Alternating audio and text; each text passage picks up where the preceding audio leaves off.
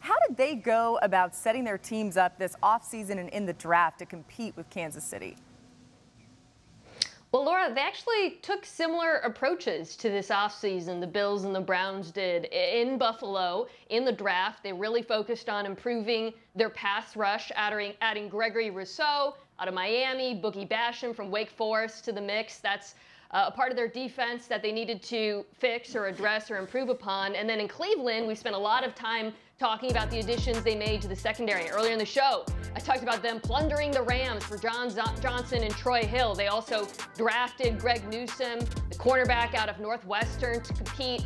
And look, while those are different parts of the defense, they constitute or they add up to the same strategy, which is stopping Patrick Mahomes through the air. And like, these are two teams. We're not just asking, can they win? We're asking, can they win a Super Bowl? It's about now finding marginal edges or asking, what is it going to take to put us over the top versus the Chiefs? And I don't think it's a coincidence that they both zeroed in on pass defense this offseason, and whoever's bets pay off could be, I think, the team that competes with the Chiefs. Yeah, Marcus, obviously the Chiefs king in the AFC, but which of these two teams in the Bills and the Browns do you like better heading into the season? It's the Browns, and I can't believe I'm saying it. And for the sake of Buffalo Bills Mafia, don't hate me. But this is what this is predicated off of. Listen, when you look at, and we talking about on paper, we in the offseason right now, so we on paper. But when you look at what Cleveland did, just like Mina just mentioned Gregory Rousseau and Basham coming in the draft, the Cleveland Browns went out and got Jadeveon Clowney to line up opposite of Myles Garrett. Not only that, they were an injury-riddled secondary last year. They will have Grant Delpit back. They drafted Newsome in the draft. Obviously, Hill and Johnson going over is a huge deal. I believe this defense will be a top-5 unit. And then offensively, the reason why I say it more than anything is that Baker Mayfield is not going to have to be in the MVP conversation for the Cleveland Browns to make a Super Bowl run. Josh Allen will be.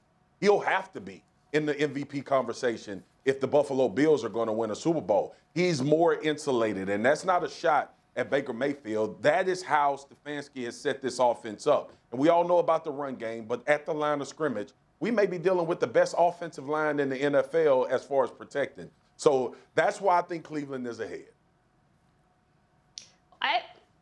I think both of these teams are very good. I want to put that out there first. I think Marcus and I are both a little bit afraid of their fan bases also. But I side with Buffalo, Marcus. They're very passionate, Bills Mafia and Browns fans. I side with Buffalo for a couple of reasons. I think the Browns defense could be great, but I got to see it first. Right now, they're really great on paper, but this is a completely remade defense in Cleveland. And then on the other side of the football, you're right.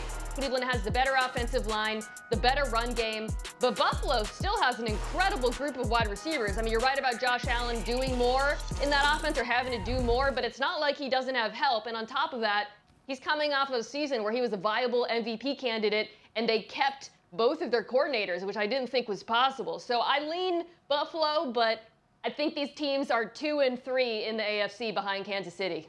Marcus, go ahead. Go ahead.